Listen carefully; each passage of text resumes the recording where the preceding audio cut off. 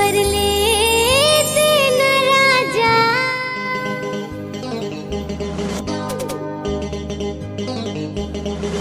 DJ Raja sound Kondha Tola Patan.